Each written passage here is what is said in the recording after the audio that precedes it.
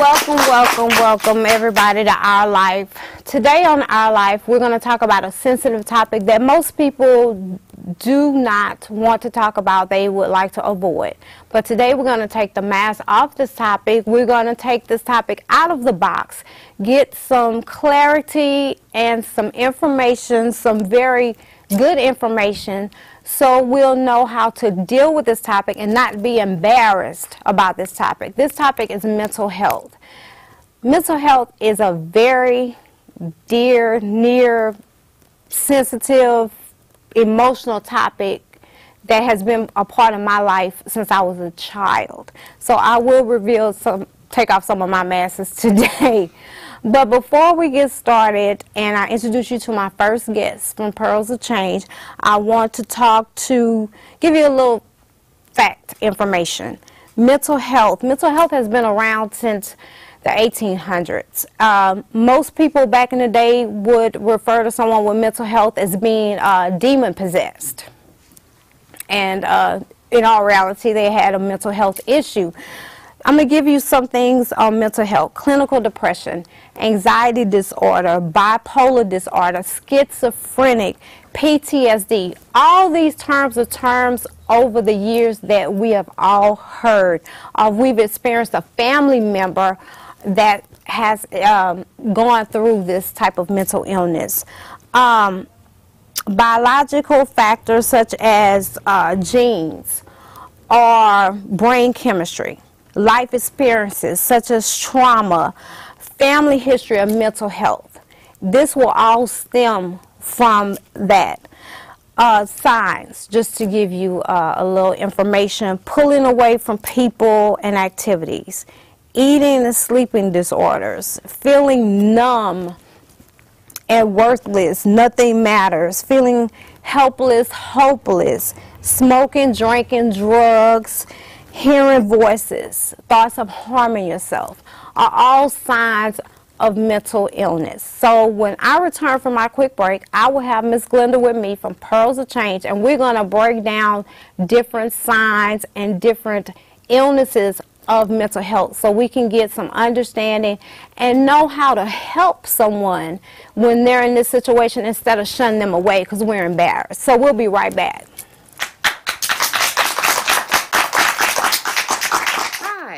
This is Kim of Women Cultivating Greatness. Our mission is to hold high-impact events that help women to connect, communicate, and collaborate. We also work with other nonprofits to help them in their missions.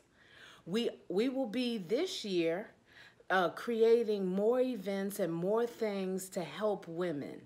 If you're interested, please go to www.womencultivatinggreatness.com. And once again, I am the executive director of this fabulous organization, and my name is Kim Mason.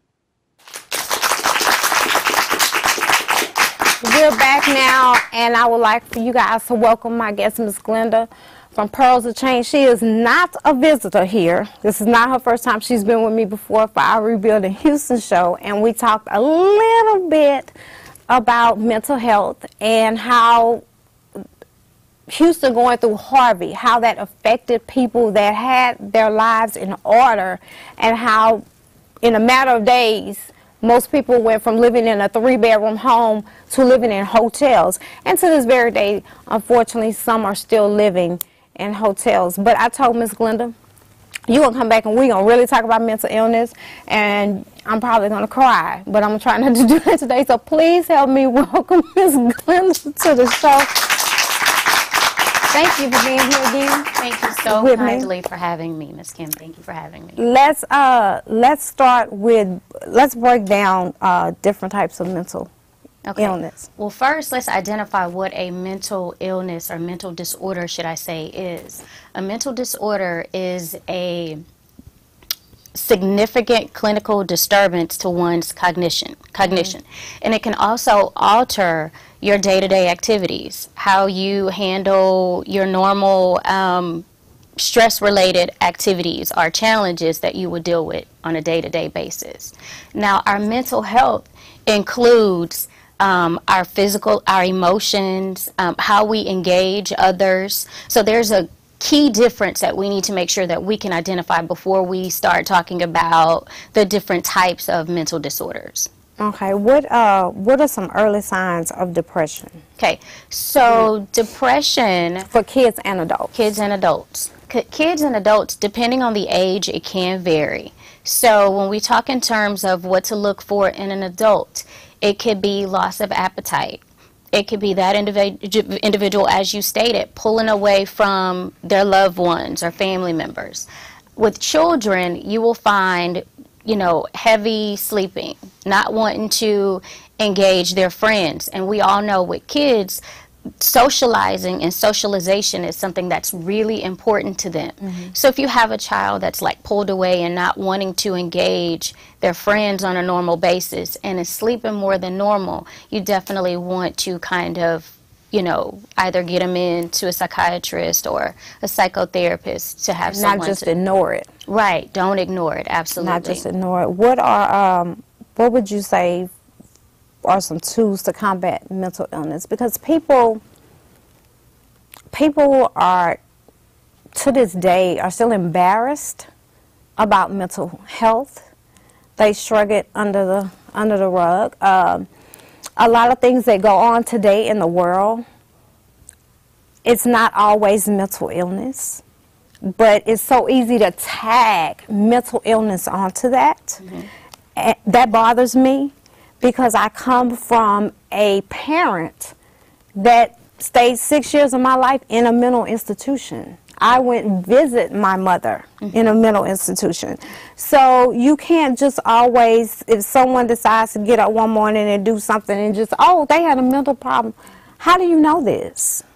So what is a way we could combat mental illness? Because today, I think we use that now. Instead of, for one, we don't fix the problem with mental illness. We still ignore it, but we also use it as a scapegoat when things happen in society today. The most important thing that we can do as individuals to combat mental illness is educate ourselves, because a lot of us don't know what, as I stated, a mental disorder is, or what our mental health looks like, or what it means to us. So the first thing I would recommend anyone do is know exactly what a mental disorder is. Also, know what resources are available to you. It's not a bad thing to say that I'm going to go and sit down and talk with a psychotherapist. And oftentimes when we put that psycho part in it, it makes someone think, oh, I have a psychological disorder, something is wrong with me. But it's not. It's just that you're being proactive.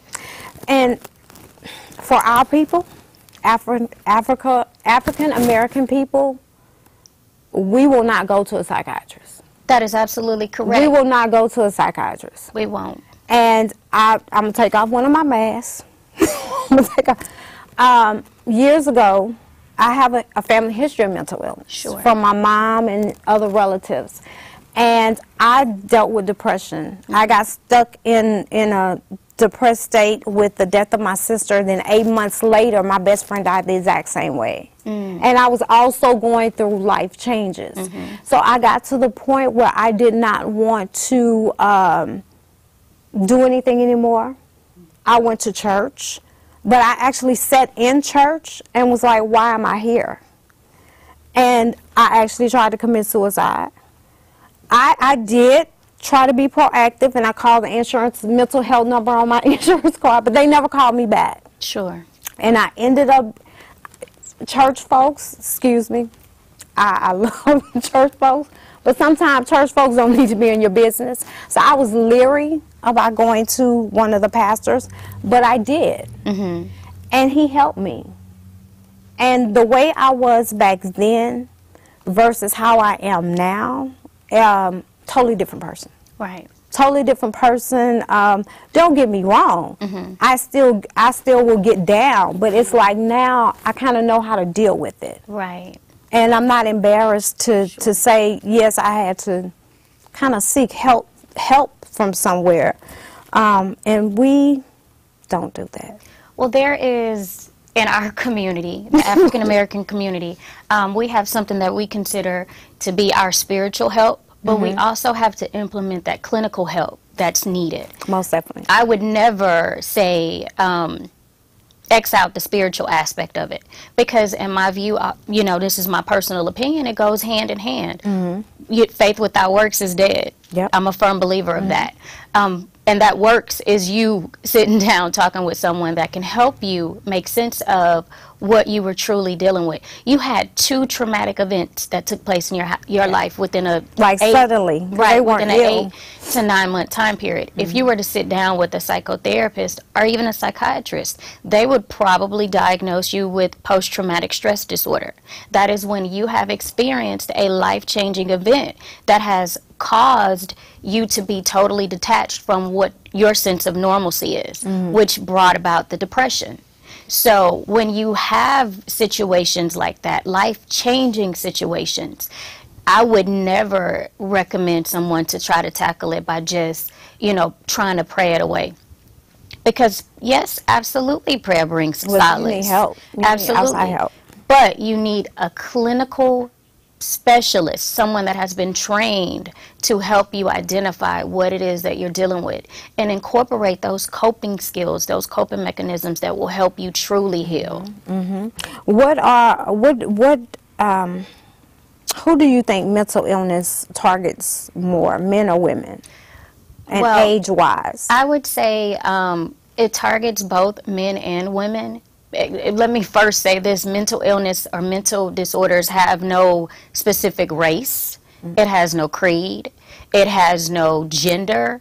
It is something that if you are challenged and if there's something that's taking place in your life and you don't truly know how to handle it, yes, you will fall into depression or anxiety. But when we talk in terms of who it truly affects and what gender is more likely to get help, it's women. Yeah. Women are more likely to seek out help than men. Men will go through their entire lives dealing with a mental disorder and will never, you know, reach out and ask for assistance. And I'll go a little bit further and talk about statistics. 18.1% of Americans in the United States alone will suffer from a mental illness within a given year. Now, when we talk in terms of individuals that seek help, the numbers and the percentages are a lot lower, but yet you still have more women that will seek help than men. And then when we talk in terms of teenagers, at least 1 out of 5 teens between the ages of 10 and 14 will suffer from a mental illness. Okay. So parents, I encourage you, dialogue with your kids. Well, hold, press pause. Okay. Press pause. We're going to take a quick break, and Okay. when we come back, we're going to add Miss Deborah Edwards to our conversation. Okay. And then we're going to go on and we're going to talk a little about family and kids, because she's going to tell us a little about her past. Absolutely. So press pause on that, Okay. and we'll be right back with a quick break with Miss Edwards. This, ladies and gentlemen, is a rotten tomato. Nobody in their right mind would eat this because it's rotten and you would get sick. Yet, see, when it comes to the mind, we eat rotten, poisonous, dirty thoughts every day. Here are some examples. And you know what happens when we eat these rotten thoughts? We get sick. We get depression, anxiety, outrage, overwhelmed. Our culture has normalized sickness. They feed it to us on a silver platter, making us not insane, but definitely unsane. Krishnamurti said that it is no measure of health to be well adjusted to a profoundly sick society. And yes, we are sick. Yes, we are so sick that our society cares more about oral hygiene than mental hygiene. We brush and floss every day, twice a day, to keep our teeth nice, fresh, and clean. But what about mental hygiene? What do? For most of us, nothing. But if I was to ask you, would you rather lose all of your teeth or lose your mind, what would you pick? Exactly.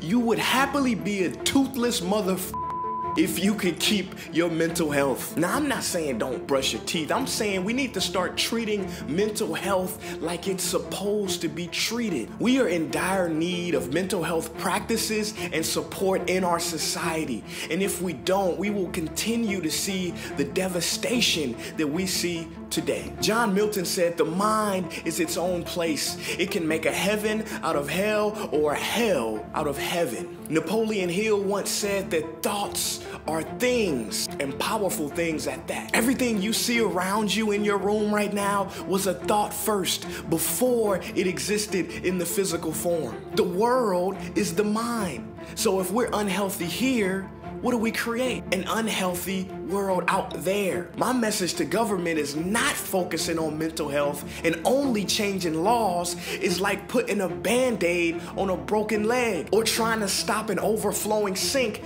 by throwing towels on the floor. Yeah, you're gonna clean up the water, but you're gonna need an infinite amount of towels until you get down there and fix the pipes, because that's where the problem started. So I'm saying we need to fix our mental health, because this is where our problems start. We're back now. I want to introduce Ms. Deborah Edwards. Thank you so much for being here with us. She has joined us on the set with Ms. Glenda. Now, Ms. Glenda, I had you on pause, so we're going to press play. I'm back on you. One other question I wanted to start with you, how important it is to have a very strong family unit when dealing with mental health. So in talking in terms of dealing with your mental health or tackling a mental disorder, it's very important to have a strong family unit, because when you have that support, it helps push you in a more positive direction. Mm-hmm. Lack of support allows you to stay in the state that you're in, which is that state of depression, that state of anxiety, that state of feeling alone. And most individuals, when they're struggling with a mental illness or a mental disorder, should I say, the primary thing that the primary part of it is that they feel as though they are alone and no one understands what they're going through. So if we can work as a family, as a community, as a culture in general, to remove the stigma and raise awareness over the importance of making sure that we understand how important it is to have that support system, to have individuals in place that we know can understand what we're doing, can relate to what we're doing, what we're dealing with, it will help an individual come out in a more positive light. Okay. I'm going to move to Ms. Deborah. Now, we're going to go all the way back to 1963 in Beltsville, Maryland. Yes. You were one of the 10 children to be integrated into a white school system.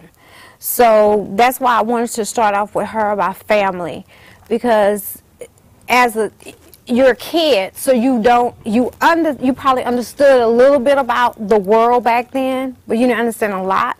And without that family support, that kind of would make it hard. So let's start with that. Let's talk about Beltsville, Maryland. Let's talk about Beltsville, Maryland. Beltsville, Maryland was the name of the town, but I grew up in the Negro hamlet of Merkirk. I'm really proud to be a Mercurian.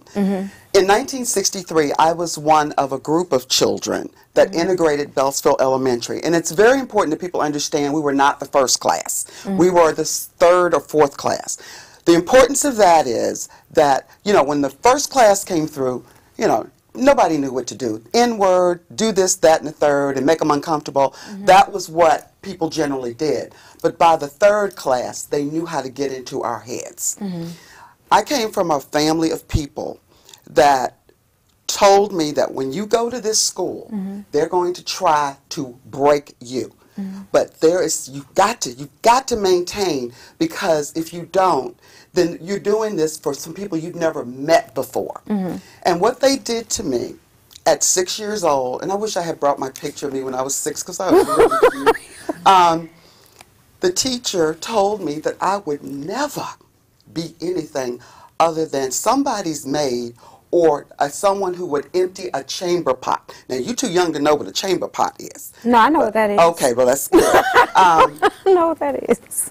For all of my life, I would, you know, I didn't have to do a lot of housework when my children were little because I had somebody do it because that was in the back of my head. And I always wanted to achieve a greater standard because how dare you tell me that I'll never be anything?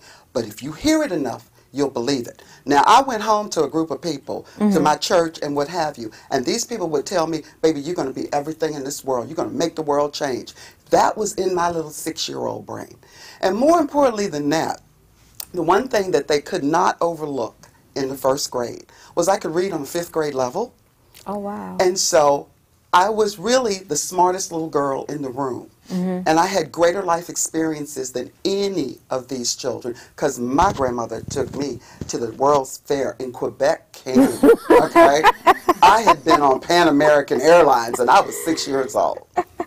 So from 1963 to 1981, what lessons did you learn to help you keep your mental health and your mental status in a good place, especially when entering a law firm and you were the first, like... I wasn't the first. I was one of the first that they hired. African-American women to enter into that world, and that's a corporate environment. Right. So how... Well, let me talk about 1963. You know, I wasn't born in 1963. I was born some years before that. But going through my entire life, we didn't know what mental health was, okay? Nobody knew. I followed the example of my mother, my aunts, and the women in my community. And I want you to know, these sisters went through a whole lot of things, but they were strong women. And they stood their ground. And, you know, looking back, now that I know what I'm looking at and looking for, there were women in my family that had severe mental issues. Severe mental issues. But they weren't identified. We didn't talk about them because we know what they were. And they just persevered. They just went on and did the best that they could. I know as far in my life, when I started, I left Maryland in 1980. I followed a black knight on a white steed to a place called Houston, Texas.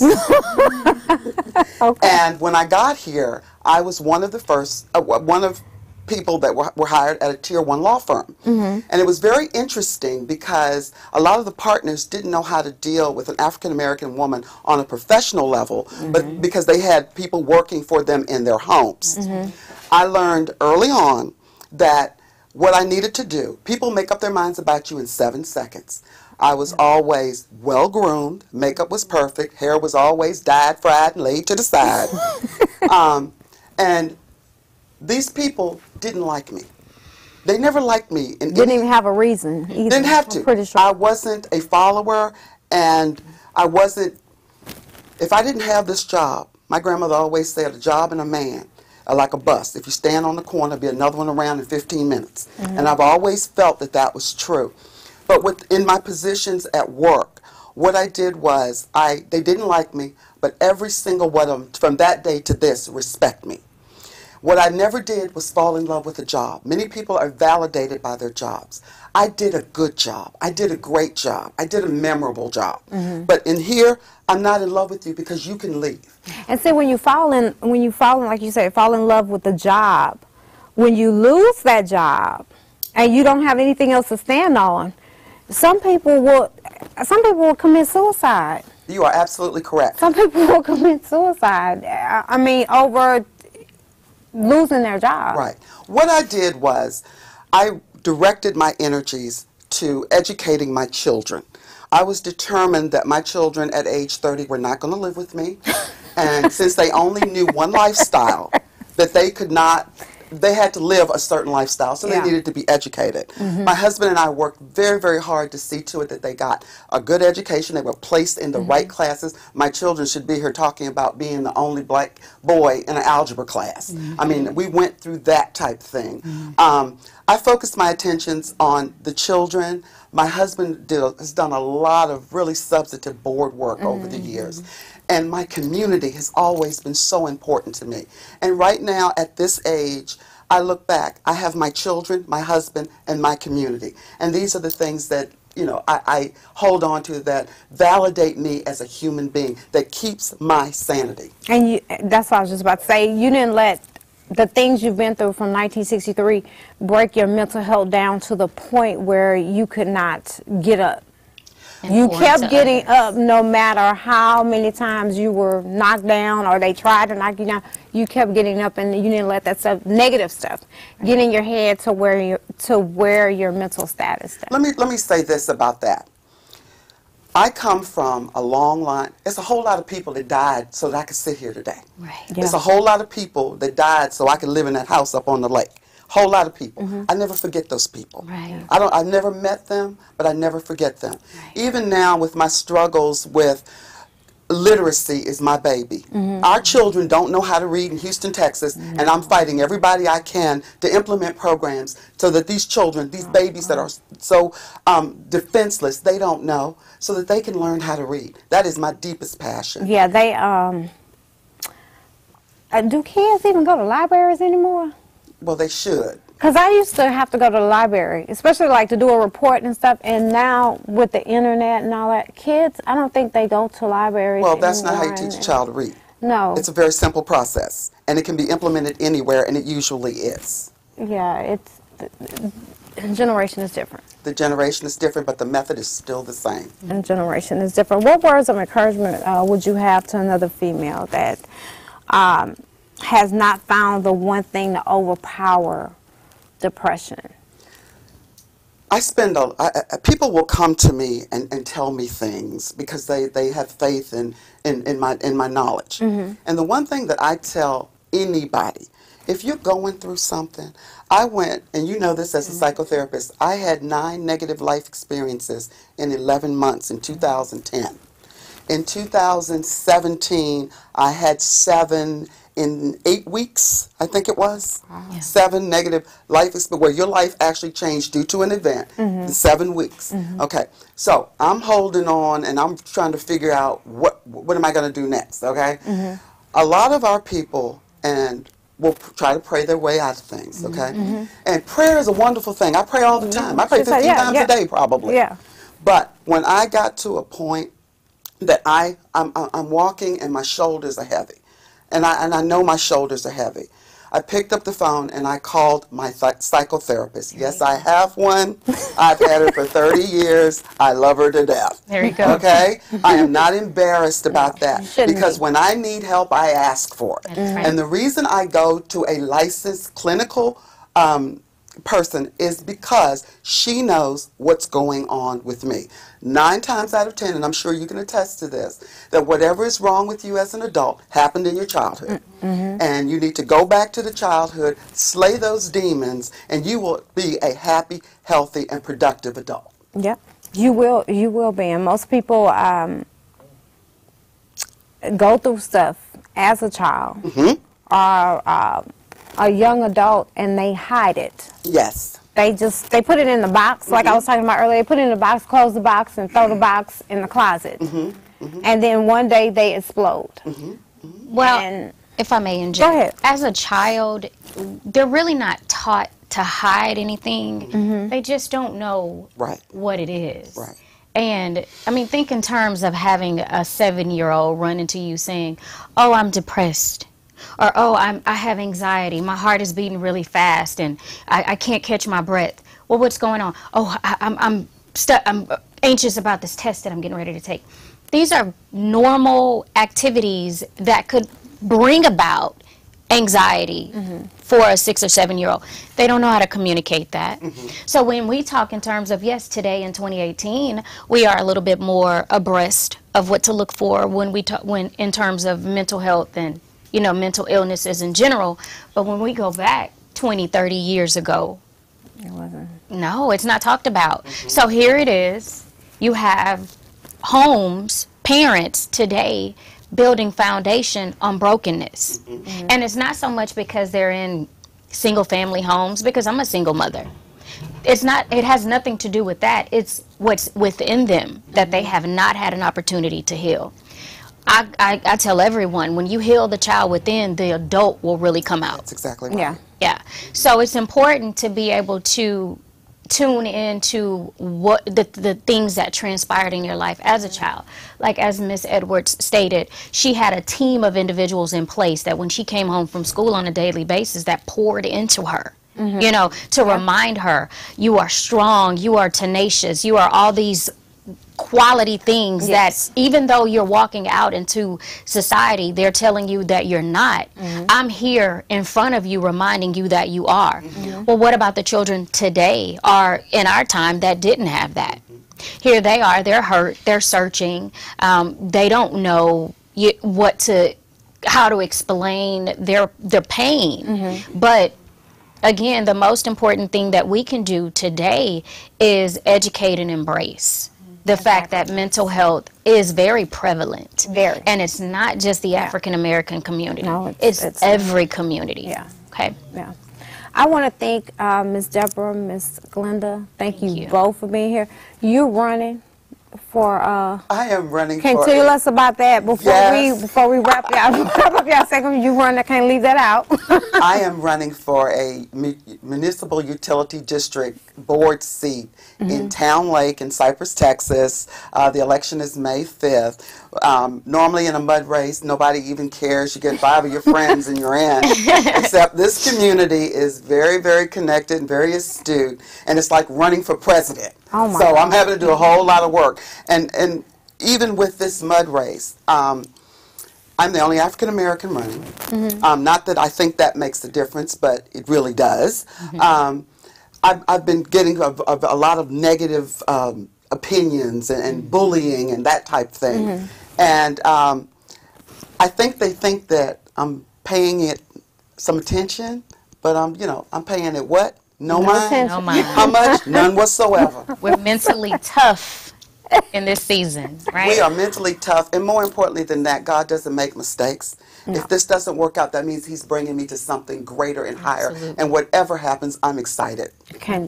Well, good luck with that. Thank I wish you. you all the best. I want to thank Ms. Glenda and Ms. Deborah for being here in my first segment. We'll be right back after this short break with Ms. Bette Landry from the Texas Behavioral Health. So we're going to discuss a little bit about meds. It's all about mental health today because it needs to come out of the box. Absolutely. And the mask needs to come off. So we'll be right back with Ms. Bette.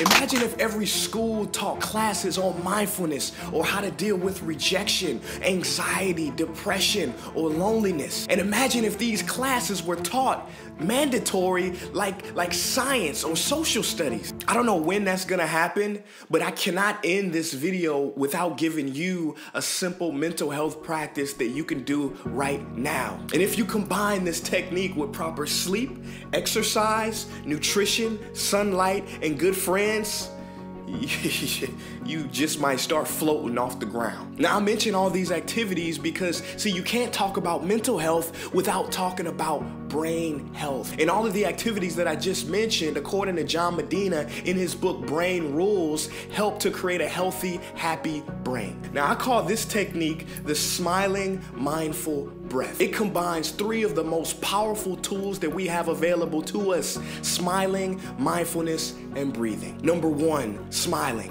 What is in a smile? Well, a simple smile can relax your entire nervous system. According to the facial feedback hypothesis, the facial muscles have the largest impact on our emotional state. See, when you smile, even when you're unhappy, the brain senses the flexing of certain muscles and it thinks, hey, I must be happy about something, resulting in your mood being lifted. Number 2, mindfulness meditation. Is your mind running your life? Do you believe everything that you think? See, the more watchful and objective you are to the thoughts that come in and out of your field of awareness, the less you will be overwhelmed and trapped by them. People who practice mindfulness report higher levels of everyday happiness and fewer problems with regulating emotion. Number 3, the breath.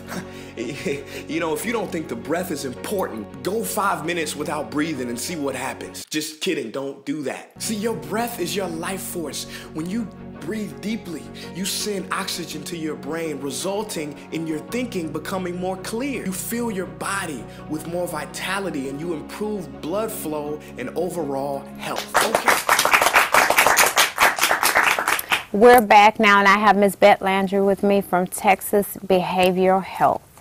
Thank you for being here with me today. Thank you for the opportunity. Now, Ms. Landry is going to sit here. Can I call you Beth? Yes. We're going to talk about medicine, therapy, and alternate treatments besides medicine. So, let me first ask you, why did you choose this line of work? I got started in case management for children, and I just really identified with their parents. Okay. Because they were going through so many things, and as I evolved, I did case management for adults and took some time off with my own family, and then fell into the mental health world. Fortunately, got in on the ground floor of TMS, which is what I'm here to talk about, transcranial magnetic stimulation. So I got to grow with the therapy and watch it evolve, and now watch it become a standard of care across America. So before we go into the TMS therapy, let's talk briefly about medications. Sure. I was telling you while we were in transition, I'm 45. My mother has been on mental medication for at least 45 of my, especially probably 40 of my 45 years being on mental medication. What I've learned growing up and watching her go through mental illness, doctors try this, they try that, they try this, they try that to see if they can get you balanced. And that could take forever. Yes.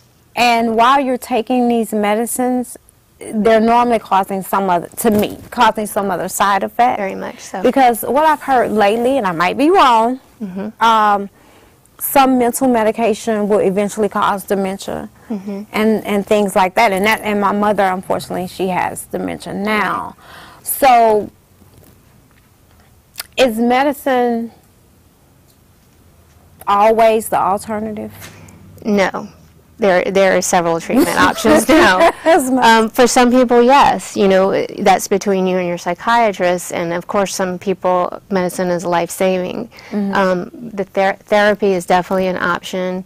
And for more acute, severe cases, ECT is out there. But now, since 2008, there's a treatment, transcranial magnetic stimulation. It was FDA cleared in 2008. And insurance has started covering it about 3 years ago, so it's really catching on. It is an alternative to medication because there is no side effects. With medications, you can see weight gain, you can see sexual dysfunction, you can see stomach irritation, memory issues, you know, maybe not to the dementia level, but memory issues in daily life. Excessive sweating, there's just, the list goes on and on. Yeah. And people deserve to be able to get well without creating another whole set of problems. Because sometimes the medicine will still not make you feel like your normal self. You'll still feel kind of like off. Sometimes the medications, you can trade one issue for another. So that's why TMS is starting to become a standard of care across America. How does that treatment work? Is it like a, tell me how does that treatment work? So TMS is a treatment with an MRI strength magnet. The actual chair, it looks a lot like a dental chair, and the magnet is attached to the chair, and it's got an arm, and we place the magnet over the prefrontal cortex of the brain. That is where studies have shown where depression occurs. In that portion of the brain, the neurons have become dormant, or they're kind of lazy. And with that magnet, we are pulsing an electrical pulse, and we're getting those neurons to fire again, getting them active again. At first, the magnet is training those neurons. The treatment is 6 to 8 weeks every single day. It's a time commitment for the individual. But once we do that 6 to 8 weeks, science has shown that the neurons start taking that on their own. So the treatment site is direct. So unlike medications where you take a pill, it has to go through your bloodstream, through your liver. the magnet is treating directly at that portion of the brain, then the hormones start happening again, which is what the medications target as well. So when you're doing this treatment, are they experiencing any type of pain? It is a pulsing sensation right underneath the magnet, and most people describe it as an unusual or strange feeling. It's not normal, and it's a fast tapping sensation right underneath the magnet. Most people, because they come in every day, they really desensitize to it. Okay, they get Yes. used to it. I asked Ms. Glenda this question: how important is it a strong family circle when you're going through these processes and these changes? It's very important because people who suffer from depression, especially people who've had it for decades, they've tried things, and sometimes those things will work for a little while, and then they backslide. Their self-esteem goes down. Sometimes they're afraid to tell their family they're going to try yet another thing because they don't want to disappoint their family members. And it's very important that the family back them up and say, no, you're worthy of us trying another treatment. You're And it's not worthy. gonna hurt to try. Right. You're worthy of this, and you're worthy of the time, and you're worthy of the money, and we support you. And what I've seen as people get well, because my treatment is about 8 weeks, that person sometimes has to learn to live a life without depression because they've suffered for so many years, and a strong family unit to be there for that person is really important as they make that transition. So after the 8-week treatment, have you guys experienced anyone to slip back? That Go can back happen. This is not really scientific, but most people fall into approximately 3 categories. Our goal is remission from depression, and we get some people to remission. One group of people, they might opt for a maintenance program where they would do TMS maybe once every 6 weeks, just because they liked what the TMS does instead of medication. Some people will stay on a low-level medication and pair that with TMS, or pair TMS with therapy, and they like how that works. And then a third category of people would be event-based. So say the holidays are a difficult time for you. A lot of times holidays with people with depression is a difficult time. They may come in and do a couple of treatments of TMS just to kind of boost them up to where they were before. Or if they have a life event, maybe a death in the family or something that's difficult to overcome, they'll come in and get a booster for TMS. So if you guys have someone that is severely depressed or have been diagnosed as bipolar, schizophrenic, something, can TMS still be a form of treatment, or someone like that needs to stay strictly on medications? Well, currently TMS is FDA cleared for depression. Okay. So any other protocol would be off-label. That would be between them and their doctor, and unfortunately insurance wouldn't cover that. There is a lot of studies working on those things, especially bipolar, anxiety, some hallucinations, that kind of thing. They're working on it. However, there's no data yet published to support it that would lead to FDA clearance right now. That's definitely the future, though. TMS. You, in some of your statements to me, you've mentioned insurance. How hard? Because insurance today is it's something. It's something. That's all I'm gonna say. It's something. So how hard is it for a facility like yours or Ms. Glenda's to get insurance companies to understand this person needs this care and we need for you to cover it? It really is the biggest hurdle of every day. Wow. And we have to work on it. And you know, that insurance likes to put everybody in a box, and not everybody's care is in a box, and that's one of the challenges that we face. I think it's getting better, but they're starting to be more more options. They're accepting more options, as TMS has been accepted now for almost 3 years, and that's helpful. But it's just if there was more flexibility on what people needed, you know, and more feedback from their actual doctor, so that they could understand what's needed for the patient. The last thing I have for you, what words of advice that you can give my viewers and the city of Houston in general, because we have a lot of homeless people. Most of those homeless people have some type of mental illness. We have military people that are out of the military now that suffers from PTSD that's ignored. What words of encouragement, advice that you can give viewers, you can give the city of Houston on how to deal the correct way with mental illness? Because from the police department on down, we do not know how to deal with a mental illness and people that we encounter like that. We really don't. And they claim we're going to do lessons here, we're going to do training here, and that does, to me, that's not working. Yes. What advice would you? For someone who's seeking help, I would educate yourself and know all of your treatment options, because there is multiple treatment options. Yeah. And find a doctor who will share all of those treatment options with you, because there's just not one road for everybody. Everybody's depression, everybody's health looks different. Yeah. And if you can't advocate for yourself, find somebody who can help advocate for you. I think everybody can find somebody. It may not be a direct family member, it may be a church member like what you talked about, or a friend, but to help you think about and learn about what your treatment options are.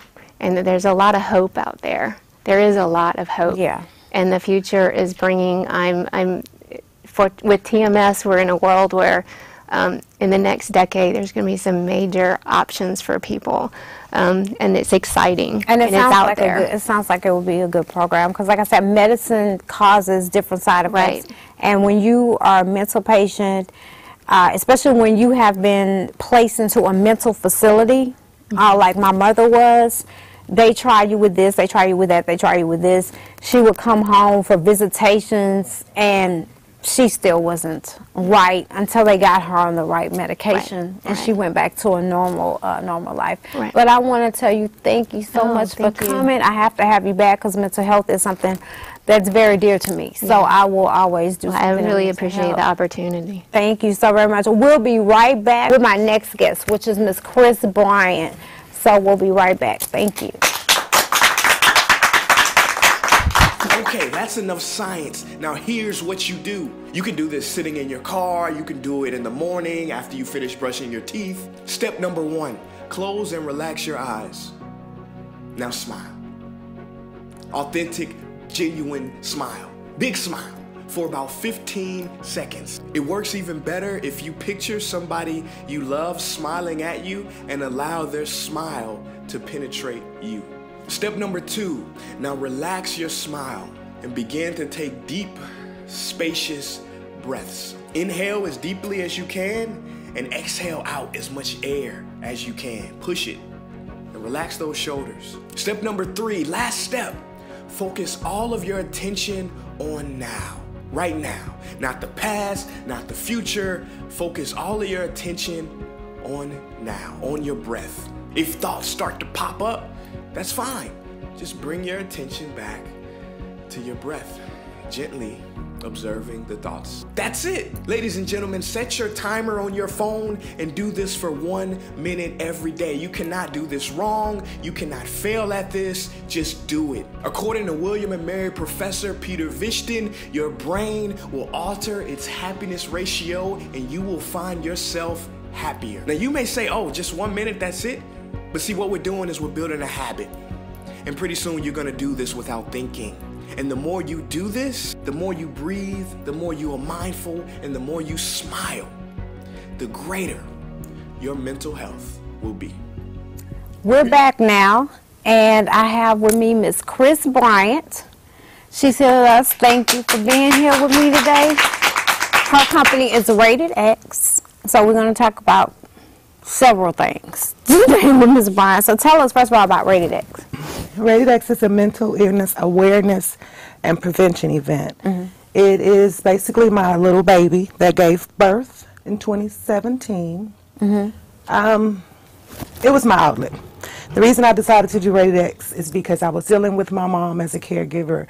I had been inundated with a whole new life. Like I couldn't work anymore, couldn't do anything that I had established for myself. I had to revamp myself, and I got into a sense of depression. And I self-diagnosed. I just felt like life was not working in my favor, and everything had me feeling heavy. So I said, I need to do something. This is how I get over things. I do things. I put together events and bring people together. So I said, okay, I'm not alone in this feeling, so I'm going to have to reach out and create something to give a voice to not only mental illness, but to the people that support the family members with mental illness. It was my way of preventing myself from going into a deep depression. So it helped you. It did. How hard was it to be a caregiver to your mom? Because I know you said your mom was diagnosed bipolar. She was bipolar, diagnosed bipolar in 2001. She had survived with not being diagnosed her whole life.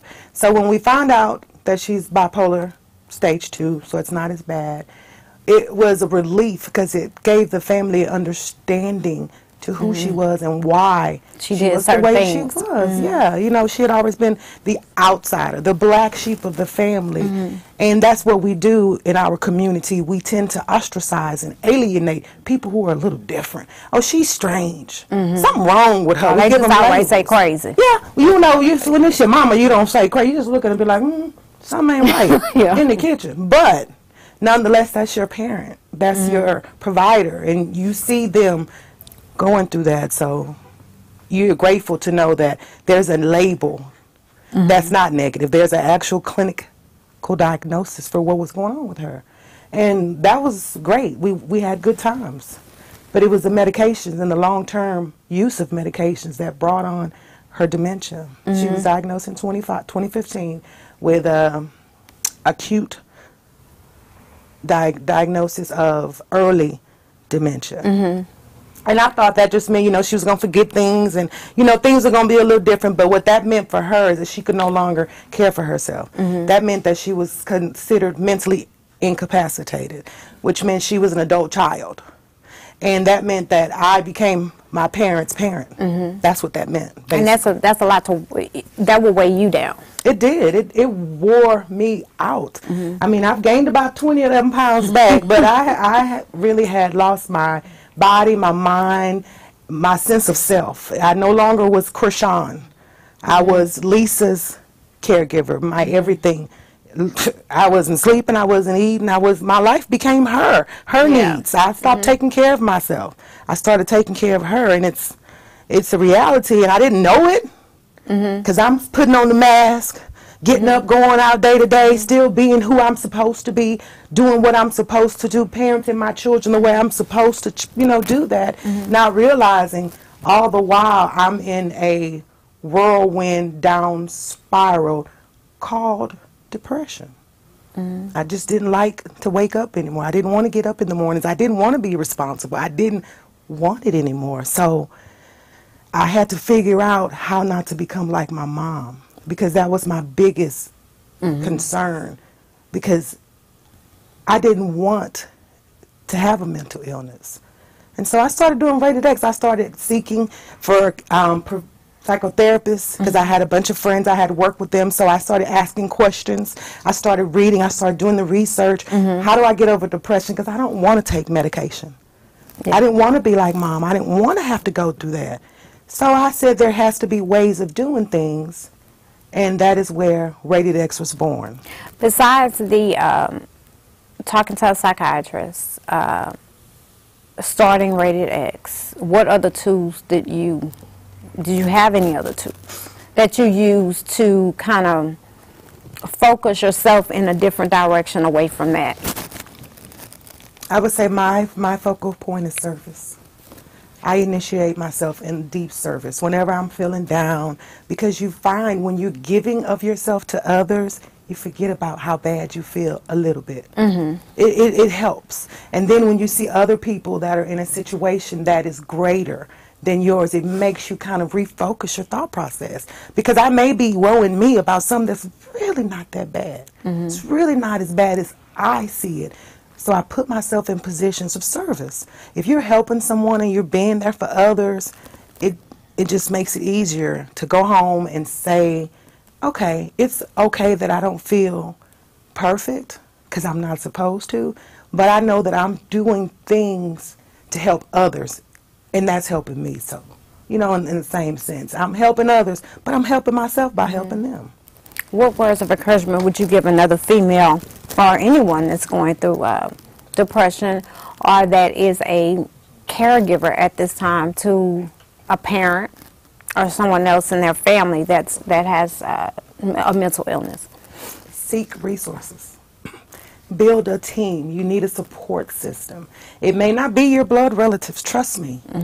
Family may not be there, but you have friends, you have professionals. And sometimes you may not be able to find them. You may have to hire them.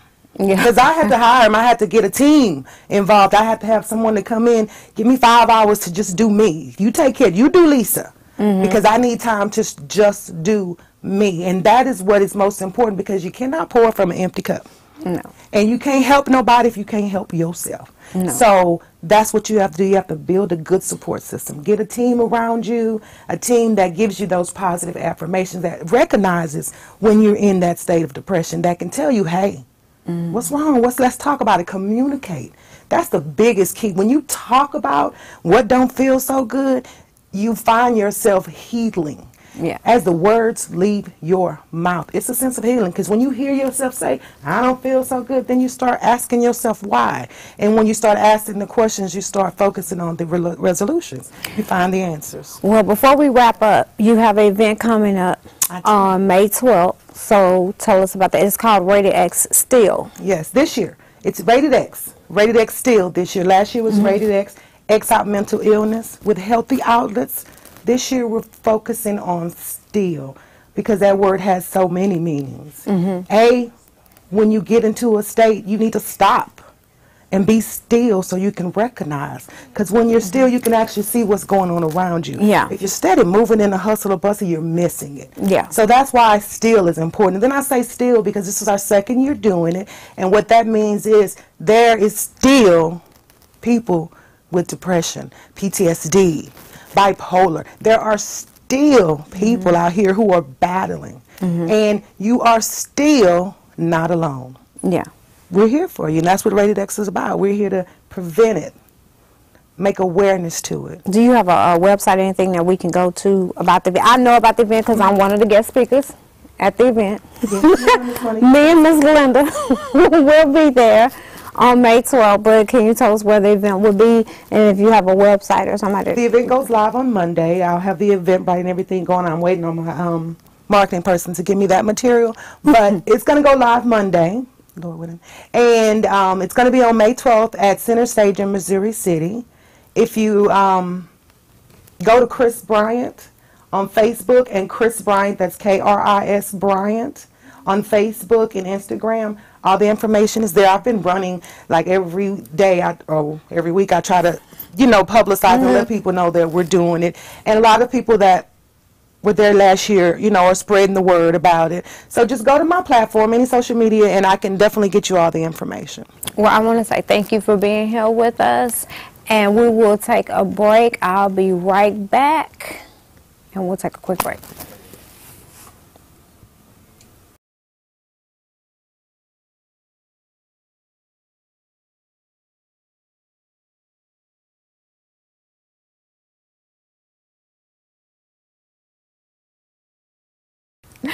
I want to thank all my phenomenal women for being here with me today to take the mask off and remove mental health out the box that we have stuck on our closets.